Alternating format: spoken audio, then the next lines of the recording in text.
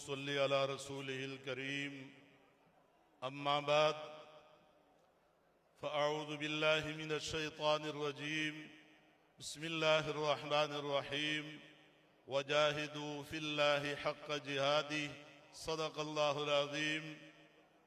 میرے انتہائی واجب الاحترام قائدین خیبر پختونخوا اور خیبر پختونخوا کے تمام اضلاع کے امراء نظاماء، صوبہ بھر سے آئے ہوئے جمعیت کے کارکنان، میں آپ سب کو دل کی گہرائیوں سے سلام عقیدت پیش کرتا ہوں۔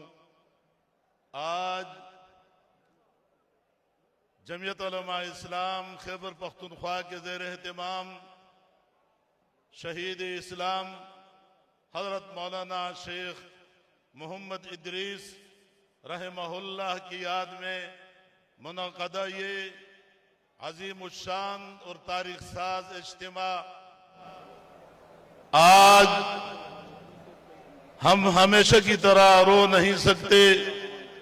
اب ہماری آنکھوں میں آنسو ختم ہو گئے ہیں۔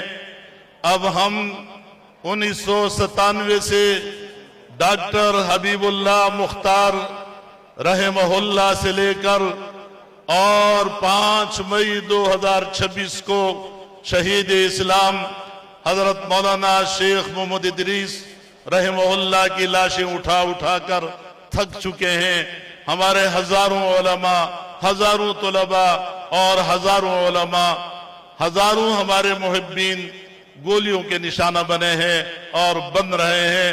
لہذا آج ہم نے قائد ملت اسلامیہ کے ہاتھ پر یہ بیعت کرنی ہوگی اور جہاد کی بیعت ہم نے کرنی ہوگی کہ آج کے بعد اگر ہمارے اکابرین کی طرف کوئی ظالموں نے سر اٹھایا اور ہاتھ آگے بڑھایا تو ہمارے سامنے اور کوئی راستہ نہیں رہے گا۔ جس طرح میرے قائد مرحوم حضرت مولانا مفتی محمود صاحب رحمہ اللہ فرمایا کرتے تھے کہ ہمارے سامنے 2 راستے ہیں۔ ایک راستہ جد و جہد کرتے کرتے اسلام کے نظام عدل کے نفاذ کے لیے جد و جہد کریں، اور دوسرا راستہ لڑتے لڑتے جانوں کی عقیدت لاشیں ہم پیش کر دیں۔ اب اس کے علاوہ کوئی راستہ اور نہیں ہے۔ ہم نے علماء کرام کی لاشیں جو اٹھائی ہیں، اب یہ راستہ بند ہونا چاہیے۔ شیخ ادریس کے قاتل چاہیے، جس طرح کل خیبر پختونخوا کے امیر نے پریس کانفرنس میں کہا ہے کہ ہمیں قاتل چاہیے۔ آج کا یہ عظیم الشان اجتماع، کیا آپ شیخ ادریس کے قاتل آپ کو چاہیے ہیں یا خالی ہاتھ واپس جائیں گے؟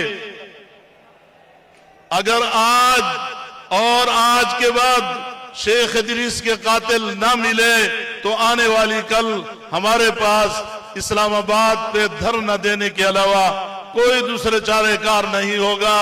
اور اب ہم اپنی قیادت سے بھی اپیل کریں گے کہ بہت ہو چکا ہے، بہت ہو چکا ہے، اب ہم تھک چکے ہیں۔ اب ایک ہی راستہ ہے کہ جہاد کا اعلان کیا جائے۔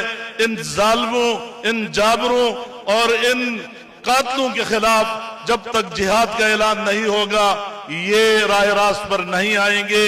میں ایک بار پھر خیبر پختونخوا کی جماعت کا شکریہ ادا کرتے ہوئے اس امید کے ساتھ آپ سے اجازت چاہوں گا کہ آج آپ نے بھی قائد ملت اسلامیہ سے اپنے عہدی وفا کا اعلان کرنا ہوگا کہ ہم اس وقت تک ہم چین سے نہیں بیٹھیں گے کہ جب تک ہمارے قائدین اور ہمارے اکابرین کے قاتل ہمیں نہیں ملتے۔ میں انہی الفاظ پر اجازت چاہوں گا۔ وآخر دعوانا ان الحمدللہ رب العالمین۔